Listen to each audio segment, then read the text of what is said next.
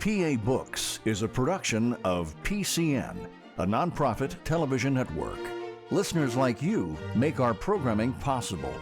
To learn more about PCN's mission and to support PCN with a donation, visit PCNTV.com. This link and others can be found in our show notes. We appreciate your support. Welcome to the PA Books Podcast. I'm Phil Beckman. PA Books features interviews with authors of books about Pennsylvania history, culture, and people. In this episode, we talk with Jennifer Murray about her book, On a Great Battlefield, The Making, Management, and Memory of Gettysburg National Military Park, 1933 to 2023.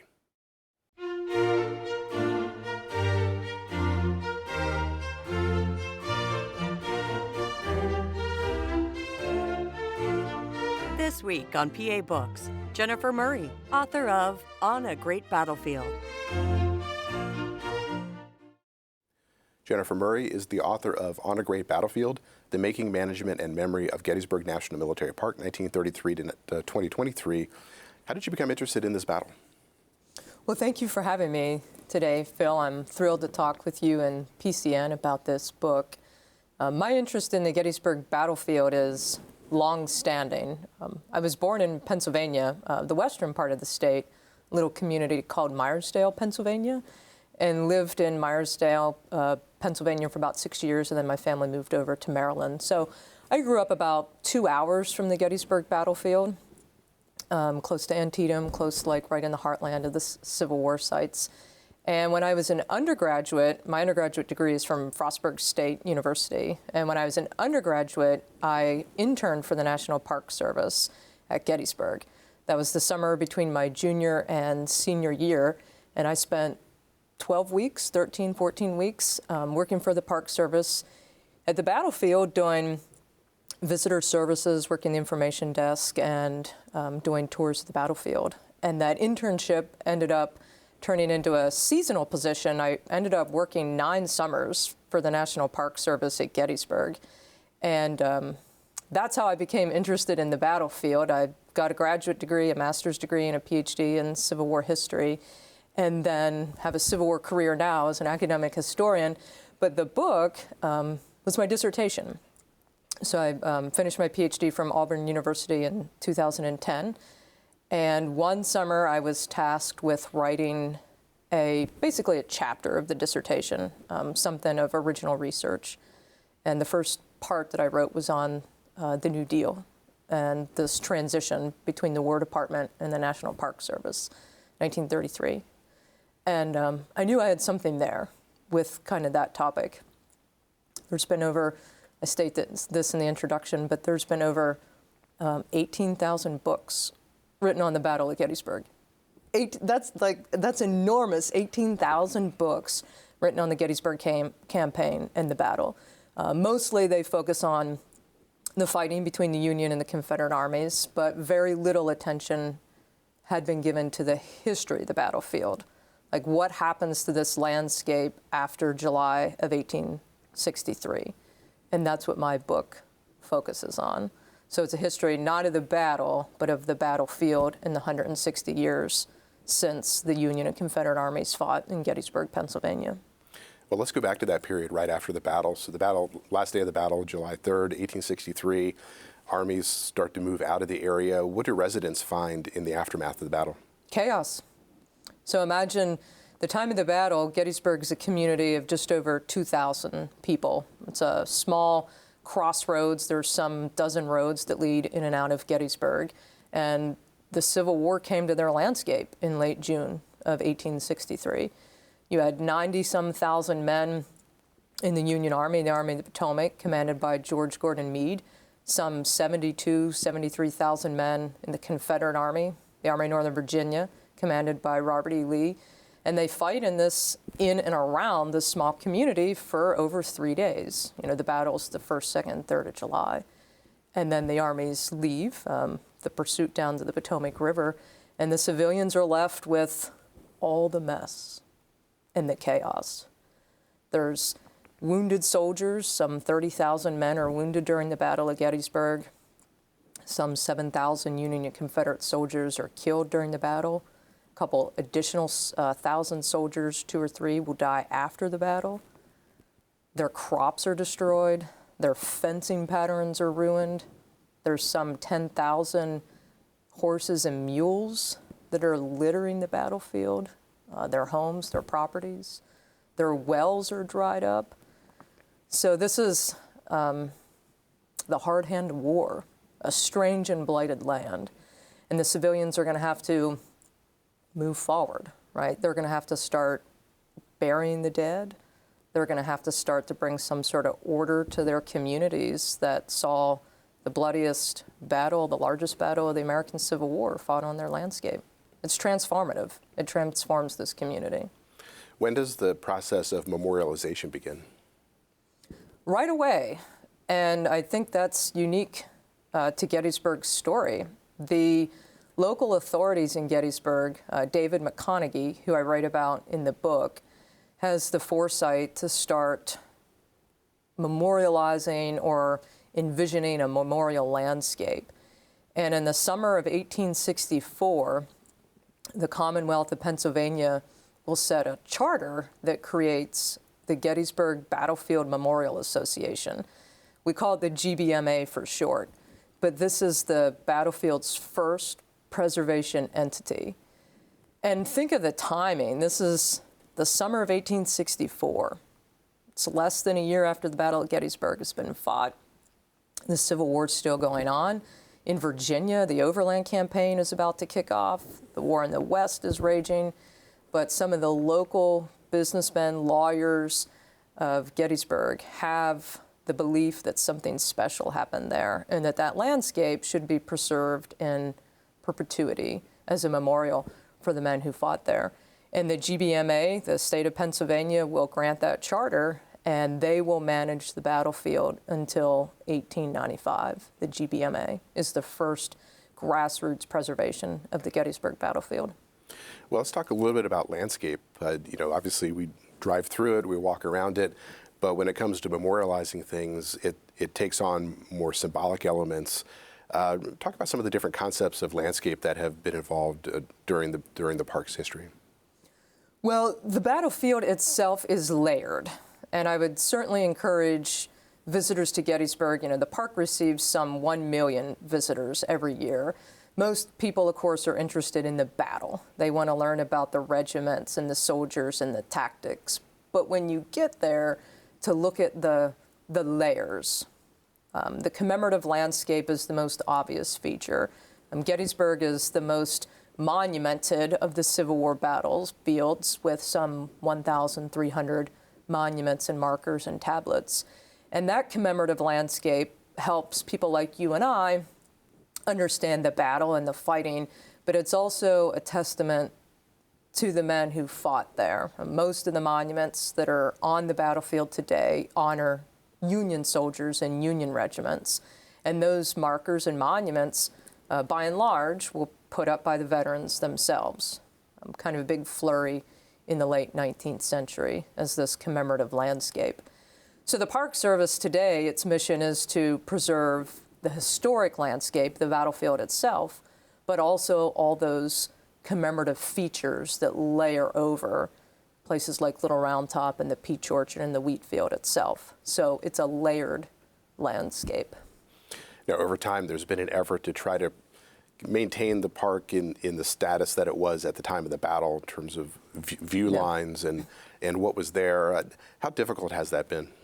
I think that's one of the most profound changes that has occurred at Gettysburg, and it absolutely changes how we see the battlefield and how we understand the battle. And that philosophy really took hold in the early 21st century.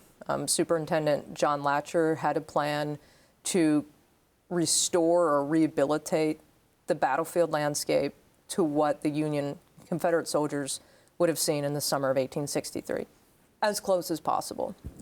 So today, if you visit Gettysburg, you can feel pretty confident that the landscape you're seeing would mirror what those Union and Confederate soldiers saw. So that means removal of non-historic woodlots, some over 500 acres of non-historic woodlots have been removed. It means replanting orchards that would have been there at the time of the battle. That means reestablishing fencing patterns. And even the type of fence that you see on the Gettysburg battlefield today is accurate to what it was in 1863, whether it's the post and rail fence or the Virginia worm fence. Only location and the type of fence would represent what the Union and Confederate soldiers saw. And that's incredible. When I worked at Gettysburg, I was there in the early 2000s. I would be there from May, June, July, and August, and then I would leave to go back to school, and then I'd come back in May to start my summer season, and a lot of the cutting had occurred in the fall or the winter, so I would be driving around the battlefield and see these vistas that weren't there when I was there earlier in that summer, and these view sheds. And you can understand how Union and Confederate regiments move on the battlefield. You understand fields of fire so much better with this effort to rehabilitate and restore the landscape. That's been going on for well over a decade. Recent work done on Culp's Hill has been really transformative, and Gettysburg is certainly leading the way in all the Civil War sites of trying to replicate as close as possible, of course, to what the landscape looked like at the time of the battle. Now, you mentioned that the War Department eventually took over control of the park. Why did the War Department take over, and how did their approach to preserving it change from what had gone before? Great question. So the GBMA was mostly preserving land on the Union Army's battle line. They didn't have the money to purchase land on ground that the Army of Northern Virginia held. So that, combined with the reality of they're hamstrung by funding. They don't have money to go out and purchase additional lands. So in 1895, the War Department steps in and the GBMA will transfer their holdings. They had 522 acres at that time. They oversaw the installation of the first park roads, tour routes, and the installation and erection of the park's first monuments, some 300 at that time.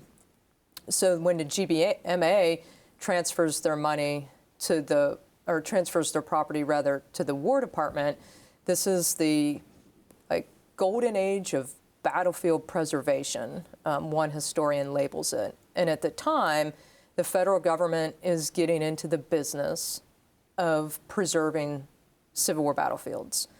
Chickamauga, Chattanooga becomes a national military park around this time. Shiloh will as well. Antietam, just south of us down in Maryland. Gettysburg in February of 1895, and Vicksburg National Military Park in Mississippi. Those are the first 5. And the time when the War Department assumes control of these battlefields is this period of reconciliation. You have Civil War veterans serving in Congress, which is important because they're going to make sure that the federal government has the money and the desire to preserve these lands. You have political sway in Congress. And this period of reconciliation is vitally important. It's an era when white Northerners and white Southerners have reconciled. They've agreed willingly to put aside all the contentious issues of the American Civil War, slavery, secession, Jim Crow, failures of Reconstruction, and come together as a unified America, white Northerners and white Southerners. And battlefields are an important part of that conversation. Gettysburg is certainly an important part of that conversation. Union and Confederate veterans will meet at the Gettysburg battlefield, for instance, in 1913 at the 50th anniversary of the battle as this testimony to a nation healed. And that's the purpose that the War Department has in preserving Civil War battlefields, to memorialize the landscape for the men who fought and served there. Now, this reconciliationist narrative would have a big impact on the history of the park going forward. Why did it have such appeal to people? The American Civil War is our most divisive epic. Obviously, it's a civil war. It's our nation's defining epic as well. Over 700,000 Americans die during the American Civil War. And the legacies of that conflict we still live with today. But for the Union and Confederate soldiers and for Civil War Americans, Civil War white Americans, they're aiming to move forward. And battlefields help that narrative, that reconciliationist narrative. One of the phrases you often hear with regard to the battlefield is high water mark. Yeah. What does that refer to? So the high water mark is a reference to the height of the Confederate Army Northern Virginia's power. Usually it's associated with Pickett's charge on July the 3rd, the high water mark. For visitors that tour the battlefield, you can go to Cemetery Ridge and walk out to the fields of Pickett's charge, and you can see the high water mark monument where the copse of trees are enfenced with the tablet, the open book tablet to the high water mark, Pickett's charge on July the 3rd. So it's this concept that the fighting of Pickett's charge on July the 3rd is the high tide of the Confederate power. The Army Northern Virginia came closest to victory, to not only victory at Gettysburg, but perhaps victory in the entire Civil War at that offensive on July the 3rd, 1863. And then symbolically, that becomes sort of the focal point of the Battle of Gettysburg, the high water mark. John Batchelder, who I write about in the book a little bit, identifies that copse of trees as being singularly important for this turning point, this high tide or high water mark of the Confederacy. And it really drives a lot of the tourism at Gettysburg and also this narrative. We like to debate and think about whether or not Gettysburg was the turning point of the American Civil War. Was the Civil War won or lost on the fields at Gettysburg? And often that conversation takes root in this notion that July the 3rd, 1863, is one of those like singular moments in that narrative where something could have been different. Now, one of the key features of the battlefield for many years was the Gettysburg Cyclorama and the role that it played in how the park interpreted the events of the battle. Can you talk about why that's significant and how that shaped those interpretations?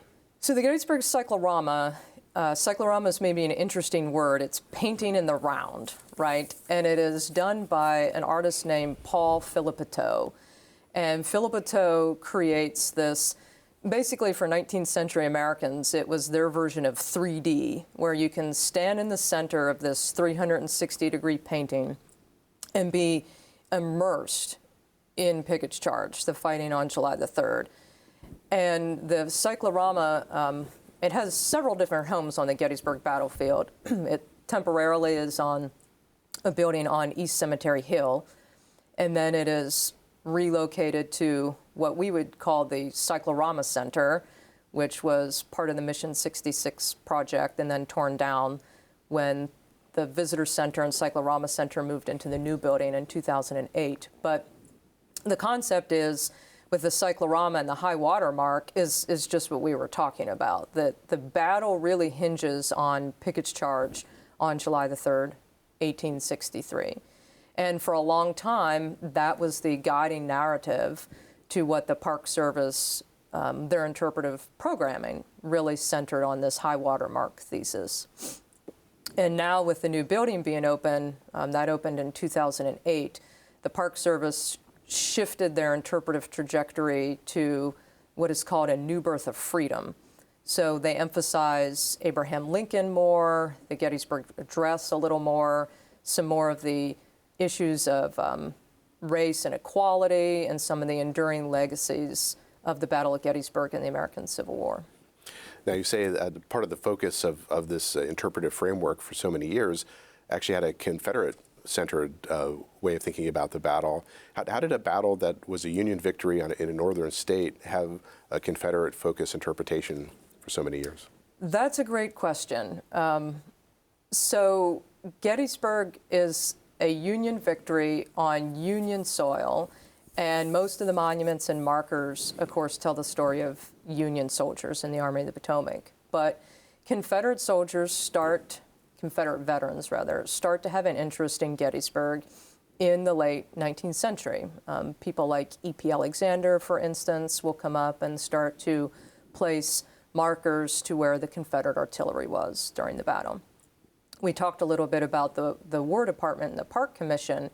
The Park Commission is set up so it's managed by veterans of the battle. So it's a commission that has 3 members on it. 2 of them are Union veterans. One of them is a Confederate veteran. So you will have a Confederate soldier, a Confederate veteran, as part of the management and monument decisions that are being made at the Gettysburg battlefield. So the era of like Confederate memorialization on the battlefield really doesn't take hold until the 1960s. The first Confederate monument that goes on the battlefield is the Lee Memorial, and that goes up in 1917, the Virginia Monument. And then North Carolina puts up a monument, and so does Alabama. But really during the 1960s, you have a flurry of Confederate monuments that go up on West Confederate Avenue for the 100th anniversary. But otherwise, the Confederate story, I think, gets back to your question about being rooted in the high water mark. This interest in the Confederates thinking the lost cause, that perhaps Gettysburg is where the Civil War, where the tide turned. Can you go further into the lost cause? What was that? The lost cause is a concept that basically explains or justifies Confederate defeat. The name originates from a newspaper columnist. His name is Edward Pollard, and he writes a book called The Lost Cause. And this is how Confederates, Southerners, white Southerners, justify defeat. A lot of that is rooted in Robert E. Lee's order to his men at Appomattox, General Order Number 9, where he writes that the Army of Northern Virginia has been compelled to surrender to overwhelming numbers and resources. The idea being, if the Army of Northern Virginia and if Confederates had equal numbers of men to Union armies and to the North, that perhaps the outcome would have been different. But the lost cause then manifests itself in a variety of ways in the years and decades after the American Civil War, most evidently in the erection of Confederate monuments and the placement of Confederate monuments in any number of places across the country. Now, we talked about the War Department's tenure running the park. In 1933, the National Park Service would take over. How did that change the interpretive approach to the park? Yeah, that's important. So the National Park Service originates as an agency in 1916, but by and large, they are preserving Western sites. So they'll preserve parks out like Yosemite and Yellowstone. They don't have a lot of interest or background in preserving historic sites. So when the National Park Service acquires Gettysburg in the summer of 1933, this is taking that agency in a new direction. And the other 5 national military parks that I mentioned were also acquired at that time. I think 57 parks are transferred from the War Department to the National Park Service.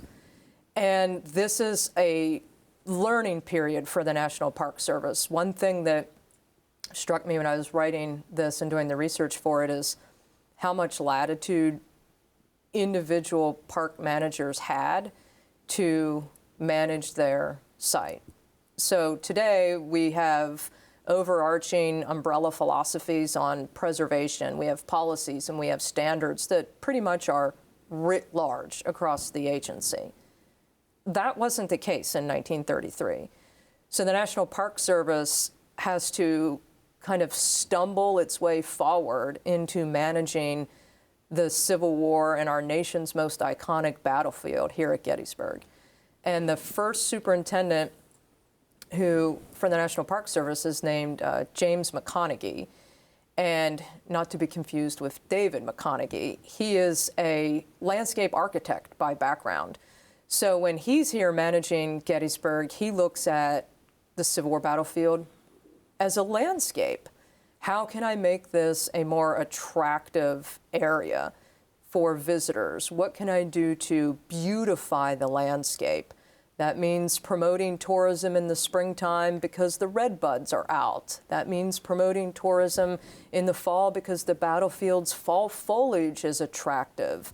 So his vision of the battlefield as a landscape architect sets sort of that stage or that tenure.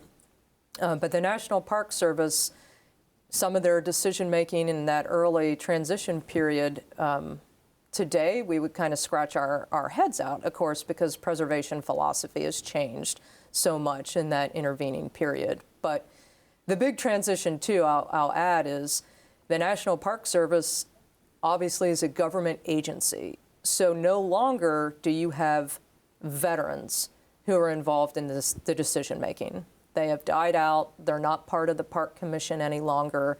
So that transition from the War Department with veterans on that commission to the National Park Service to government bureaucrats is obviously a transformative period for the National Park Service. So in this period when the Park Service takes over, it's the Great Depression is going on, the New Deal is being implemented. How does the New Deal impact the park? That was surprising to me. I thought that the New Deal would hinder or set back the National Park Service at Gettysburg, and it was the opposite. The National Park Service at Gettysburg kind of thrives during the Great Depression. And I think many of us are familiar, listeners are familiar with President Roosevelt and those alphabet agencies that we had to memorize in high school. Well, Gettysburg hosts New Deal projects, most prominently the Civilian Conservation Corps. The CCC is probably Roosevelt's greatest New Deal project, and it puts young men to work. And here on the Gettysburg battlefield, the CCC will have 2 camps out on West Confederate Avenue, and they will do a lot of manual labor. Basically, the modern infrastructure of Gettysburg National Military Park is created by New Deal laborers. They will improve the roads. They will improve drainage on the roads themselves, curves. They will put in new fencing. They will clean and repair monuments. The comfort stations you might think of on the battlefield, basically the restrooms out by the Pennsylvania Monument, for instance, those stone structures, they're erected during the New Deal. So a lot of this kind of modern infrastructure takes its place because of the work of CCC laborers. And I'll add, too, that the CCC camps at Gettysburg are unique because they are African-American workers. The CCC camps transition to all African-American laborers with a white supervisor, but you will see black CCC workers on the Gettysburg battlefield. That's done intentionally to be a bit of a sort of a testing ground for African-Americans in the CCC here at Gettysburg. An iconic fit, I think. We'll be back in a moment with the PA Books Podcast. Enjoying this podcast? Please support PCN with a donation at pcntv.com. This link and others can be found in our show notes. We appreciate your support. Now, another thing that starts to happen in the 1930s is a growing automobile ownership, and that would, especially after World War II, would have a big impact on parks throughout the country.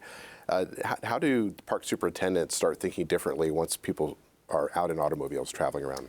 Yeah, well, the automobile transforms how you see the battlefield, to be sure. Visitors prior to the automobile, of course, are traveling on horse and buggy, and often roads or avenues are laid out in that direction. Monuments face a particular way so you could see it from your buggy. You wouldn't have to get off and traipse out into a field to see it. But now with the automobile, and really after World War II, when more Americans own automobiles than ever before, Gettysburg becomes a destination, a vacation site.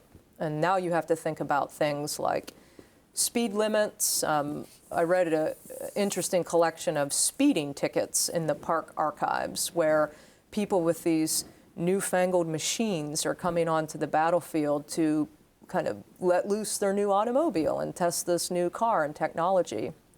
And the park management is upset because they're going 12 miles an hour on the battlefield road. So that's interesting because you have people using the battlefield as recreation, right? You have battlefield tourists to say these long open roads where I can sort of test my automobile. but it changes how you see the battlefield. The tour routes are going to come in place. There's going to be tweaking and adjustments to them over time, how you see the battlefield from your car, what that means for the town and the community with the proliferation of hotels now and gas stations and restaurants and souvenir shops, Steinway Avenue, Baltimore Pike. All this is a reaction to Americans coming to Gettysburg now in the automobile. So as more and more people are coming out, there creates a bit of a conflict or some type of challenge posed when you're trying to preserve something as a memorial site at the same time as well as an educational site. How did the people who were managing the park at that time balance those things?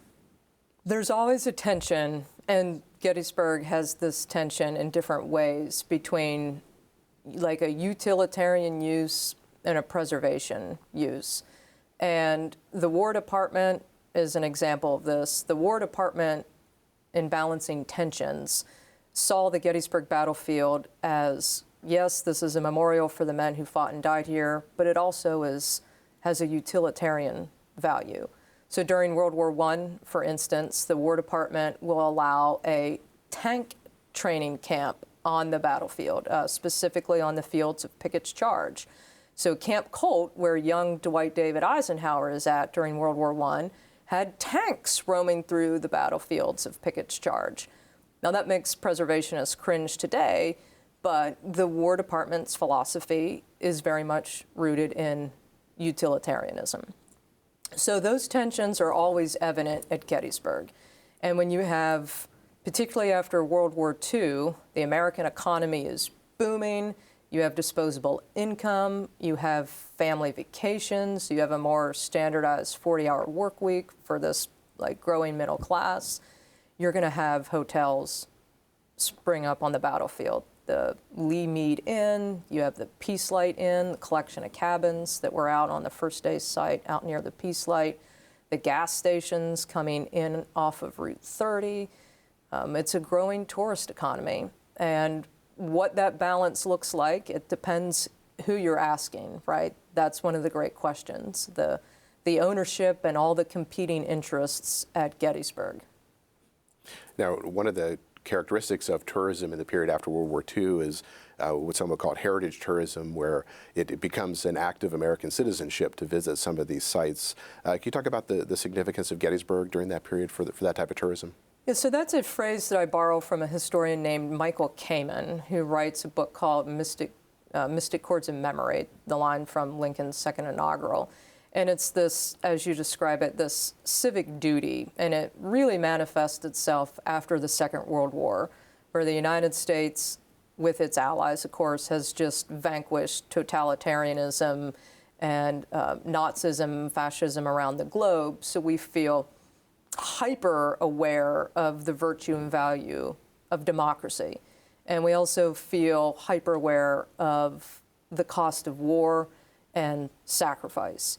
So Americans are interested in reconnecting with their history. And as we talked about with the automobile, you have these opportunities now to travel to places like Gettysburg. And you can visit this landscape where thousands of Americans fought, sacrificed their lives for democracy, for a new birth of freedom, as Lincoln says. So in the post-World War II era, that really resonates. And heritage tourism is a concept of visiting these sites, or independence, also here in Pennsylvania, where you can reconnect with what it means to be an American. A concept in the Cold War, mind you, that is still really relevant, how we privilege democracy. And here at Gettysburg, you can learn about the cost and the sacrifice that Union soldiers made for preserving that democracy. So as Gettysburg emerges as a symbol of American ideals, how are other battlefields treated? Antietam's not that far away in Maryland. Vicksburg, of course, was a big Union victory as well. Are those battlefields seen the same way that Gettysburg is? So the short answer to that is no. I certainly think that Gettysburg is exceptional. And I think about this a lot, like what makes Gettysburg different? What makes it exceptional? Is it the 51,000 casualties that makes Gettysburg different? I certainly think a component of it is. I think a component of it is Abraham Lincoln. Lincoln's visit to Gettysburg to deliver the Gettysburg Address, the dedication of the Soldiers' National Cemetery in November 19th, 1863, is unique. Lincoln rarely left Washington during the American Civil War. Rarely would he leave D.C. So when he comes to Gettysburg, that prescribes a certain import to that battlefield and to that Union victory. And I think Lincoln's presence at Gettysburg helps separate Gettysburg from the other Civil War battlefields. Now, sometimes there are comparisons or overlapping, but Gettysburg, in terms of tourism, gets far more visitors than the other Civil War battlefields do. There's definitely something that's different and unique about this landscape compared to the others. Now, from the mid-50s on towards the 1960s, there were preparations for the Civil War centennial emerging during that time period. How did the way people were thinking and promoting the centennial shape the interpretation of that battle? That's a good question. And when I think about the Civil War centennial or talk about it, I always encourage people to remember that the Civil War centennial parallels the civil rights movement. So at the same time that Americans are thinking about commemorating or celebrating the American Civil War, in our country, we're going through a period of great social unrest. The civil rights movement, this divide between black and white Americans, all this upheaval in the American South and other places is going on at the same time. Gettysburg really holds a prominent place during the Civil War centennial. There is no other place, no other battlefield that will have as events as grandiose as Gettysburg. It's some 2 weeks of parades and monument dedications and rededications and speeches and pageantry. Dwight David Eisenhower will be here delivering an address. And it's an opportunity to think about the Civil War 100 years later, to think about the new birth of freedom. The reenactment will be on the battlefield.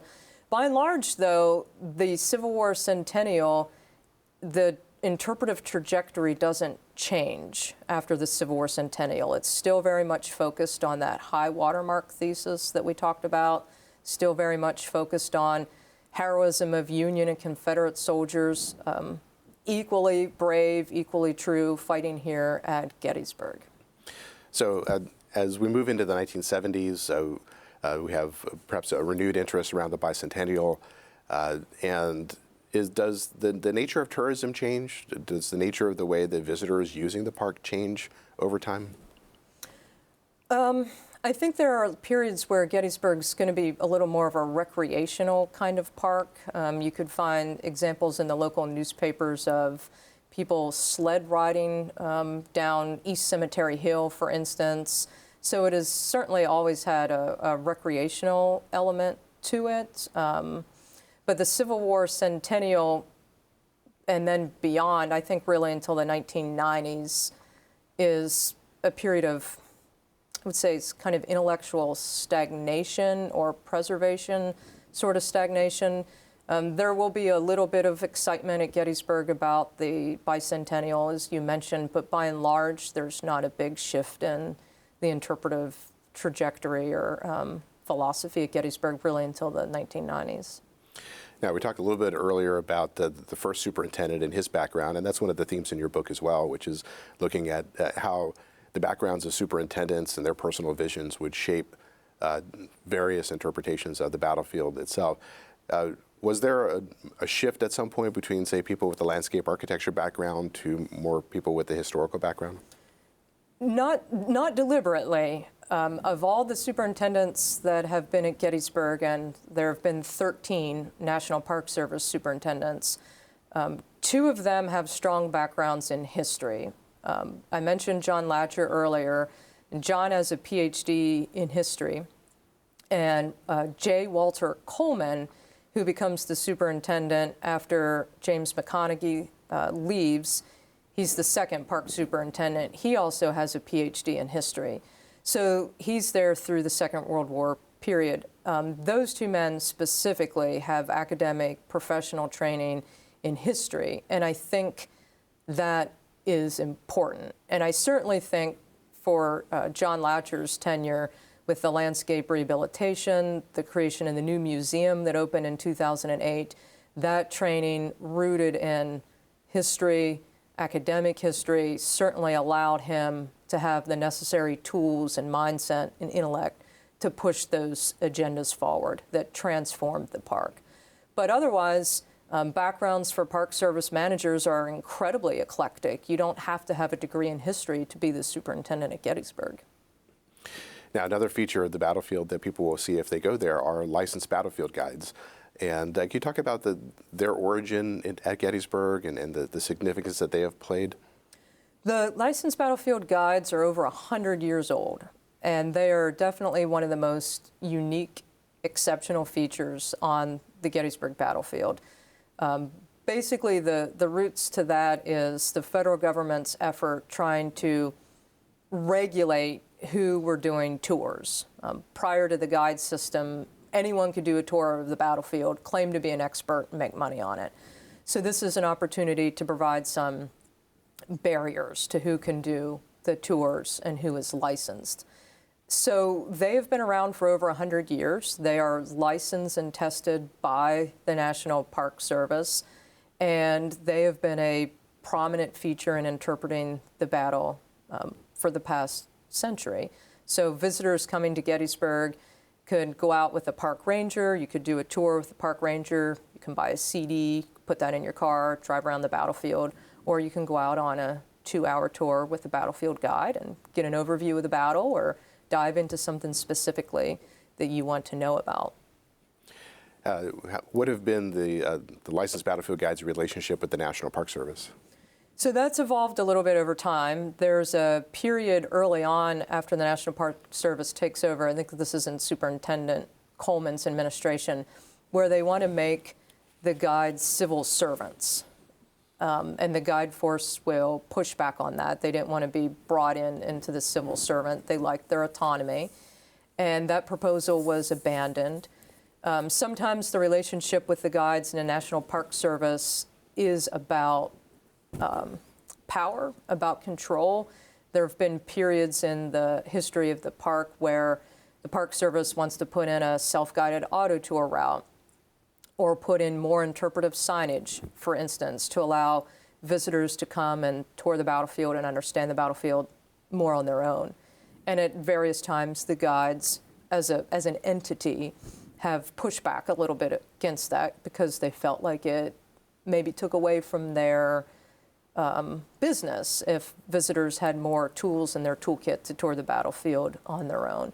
But by and large, I mean, the licensed battlefield guide force at Gettysburg is exceptional, and it truly sets apart how you can tour the battlefield here compared to any other Civil War battlefield. Now, you talked before about the growing use of automobiles and how that led to hotels and restaurants and gas stations and other commercialization in the area. There was, you write about, there was an amusement park called Fantasyland at one point. How are they balancing this idea of being a memorial site while at the same time it is a community where people live and there are businesses, and if people are there, people are going to start to set up businesses to cater to them? Yeah, it's tricky. Fantasyland, and maybe some of your listeners will remember that, used to sit where the visitor center is today. That is an area that Fantasyland was designed specifically for children, and it had all the different, like, Mother Goose kind of fairy tale sorts of characters, and that was prominent. I think its heyday was in the 1970s. We were chatting earlier about the helicopter tours. You used to be able to take a helicopter and sort of see the southern end of the battlefield. So there's miniature golf. That miniature golf course, it's off of the Baltimore Pike, going down towards Culp's Hill, was just bought up by the Preservation Trust. So it's this constant tension between preservation and then the reality. Gettysburg today gets somewhere near 1 million visitors, I think I mentioned. You have to give them places to stay, places to eat, things to do. Many people come to Gettysburg with their families, of course, so the kids might enjoy a little bit of time out on the battlefield, but then they want some other kind of entertainment or recreation endeavor to do, and you can see that that reflects in the town. It's a tourist industry, so that's both, I guess, a blessing and a curse for the hardcore preservationists to manage that, to balance that. Now, you mentioned the helicopter flights, and one of the stories you tell in the book is you say that when pilots approached Little Round Top, they dropped their altitude to 100 feet, which forced visitors to scurry when they saw them approaching so low. Why did they think that that was a good idea? Yeah, I can't say specifically for that. I can only imagine that was part of the thrill. But can you imagine standing on Little Round Top and have this helicopter buzzing from you? I think the helicopter pad used to be out kind of across from Meade's headquarters on the Leicester House on the Taneytown Road, right? I don't know that there was a purpose for the buzzing other than probably the joys of the pilot, I have to suspect. But that was quickly eradicated, right? That wasn't a long-standing and thriving business. Now, one of the features of Gettysburg that many people will be familiar with is the influence of popular culture, movies like Glory and Gettysburg, which was based on the book Killer Angels. How did that change the way people thought about it, or how did it impact the popularity of the battlefield? Dramatically. The Killer Angels book, Michael Shara's book, but then specifically when that was made into the movie Gettysburg, dramatically changed how people thought about the battle, their interest in Gettysburg, period. At the same time, Ken Burns is coming out with the miniseries on the Civil War on PBS. So there's this kind of surge, you mentioned Glory also, this surge in the Civil War in the 1990s. And people like Joshua Lawrence Chamberlain then becomes more of a household name, perhaps, than ever before. Visitation to Gettysburg will increase 14% the year following the release of Gettysburg, 14% following the release of the movie. And Little Round Top gets an abundance of love after that because people want to go up there and stand where Jeff Daniels and Joshua Lawrence Chamberlain and the 20th Maine made their heroic stand. There's one marker sign that tells us visitors where a specific regimental marker is, and that's on Little Round Top to the 20th Maine. Everyone wants to flood up and see the 20th Maine. But this is great, right? This surge in popular culture from the movie Killer Angels, the Gettysburg, the book and the movie, Glory. It gets people interested in the Civil War, and it gets them coming to this landscape and learning a little bit more about Gettysburg and the American Civil War. Now, you were a ranger there for many years, and what was the role of the ranger over time? Early on, you talk about how they often had campfires and presentations, but they were talking about other parks.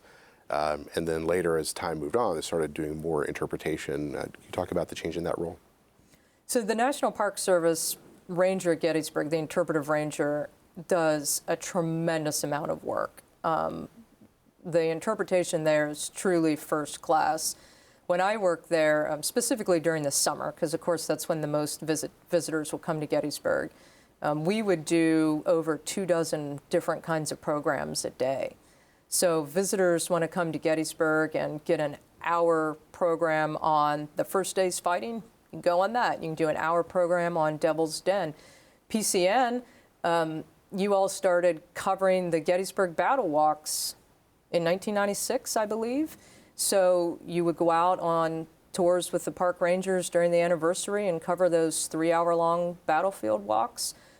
There's nothing like that in terms of interpretation in any other Civil War battlefield. And also the kind of programs that Gettysburg offers is exceptional. You have, I mentioned Devil's Den or a program on Culp's Hill or Pickett's Charge, so you can please the people who want to know more about the soldiers and the tactics and the fighting. But Gettysburg also, the park rangers will do programs on the life of a Civil War soldier or Civil War medicine. They have a program for kids called Join the Army, so kids can learn what it's like to be a soldier in the Civil War Army. We have programs on the aftermath of the battle, what happened to this town and community after July of 1863. So there's something for everybody, social, political, cultural, economic battlefields. And I don't think, of course I'm biased, but I don't think any other Civil War battlefield does the depth and breadth of interpretive programming that the Park Service has done at Gettysburg.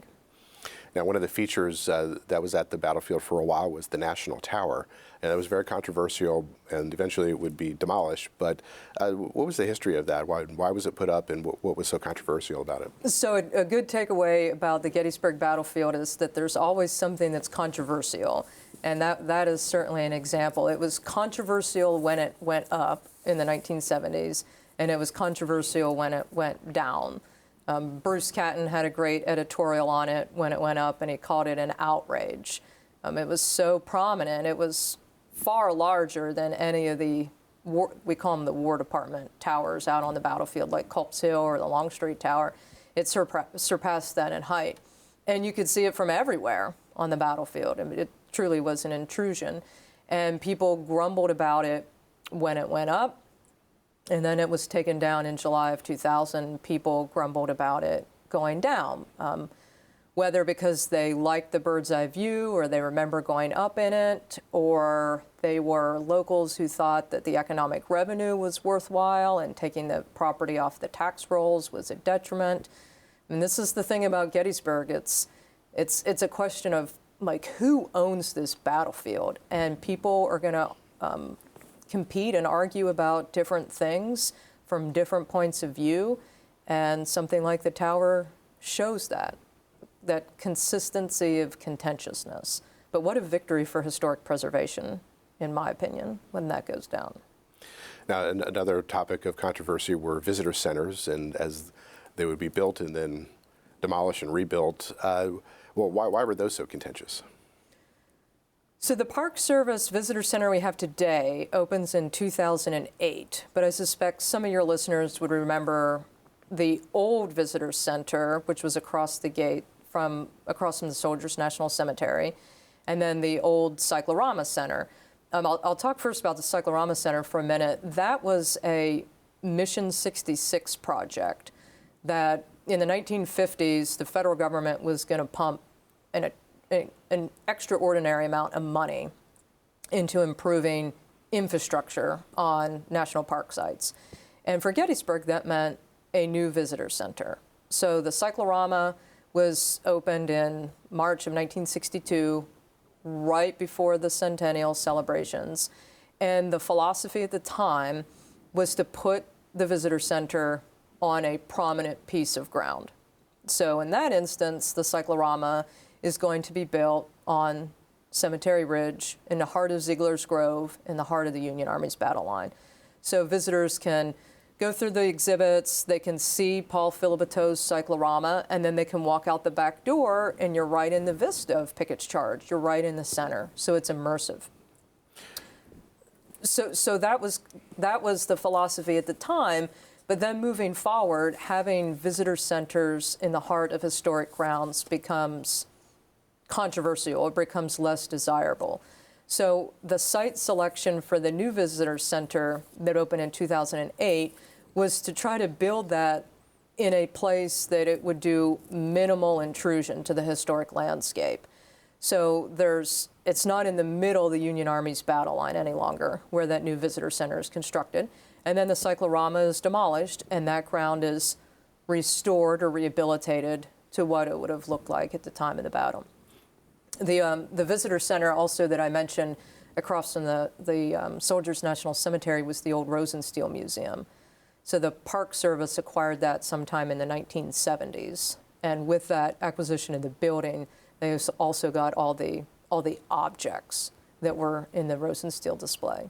And that building was also destroyed when the new visitor center opened in 2008. So I want to go back in time a little bit. At one point, there was a railroad on the battlefield. Was that for tourists? Was that? So there's a trolley line that would run crisscross throughout the battlefield. That certainly was for tourists. And ironically, some of the early popular places on the battlefield were Culp's Hill and Cemetery Hill because they were closest to town, where visitors coming into Gettysburg would hop off the rail line and they would just then go a short distance to Culp's Hill or a short distance and look at the fighting on East Cemetery Hill. Both of those places, by and large, are not the most popular places on the battlefield today, but they were with some of the early visitation trends because of proximity to the rail line. But there were other rail lines that cut through the battlefield and trolley lines that cut through the battlefield. And over time, the Park Service tore out the lines and started to remedy or repair that landscape. You can see some of the tracings of the rail lines, or the trolley lines rather, in different parts of the battlefield today. So what do you want people to take away from your book? I would like people to take away from my book that the Gettysburg battlefield is always evolving. It was never static. And when you visit it today, or you visit it in the future, or think about times that you were there in the past, think about this as a landscape that has changed over time. The Battle of Gettysburg is 160 years ago, and that landscape has seen a tremendous amount of intrusions, a tremendous amount of history in its own right, a tremendous amount of reunions and camps and tourist attractions, visitations. All sorts of people have come there from different places for different things. So I hope the big takeaway is the evolutionary nature of the battlefield. It's never been one thing. It's always static. It's always changing, and I suspect it always will be. Jennifer Murray is the author of On a Great Battlefield, The Making, Management, and Memory of Gettysburg National Military Park. Thank you for joining me. Thank you for having me. Listeners like you make PCN programming possible. Full episodes of PA Books, as well as other PCN programs, are available to stream with the PCN Select app. To learn more about PCN's mission and to support PCN with a donation, visit pcntv.com.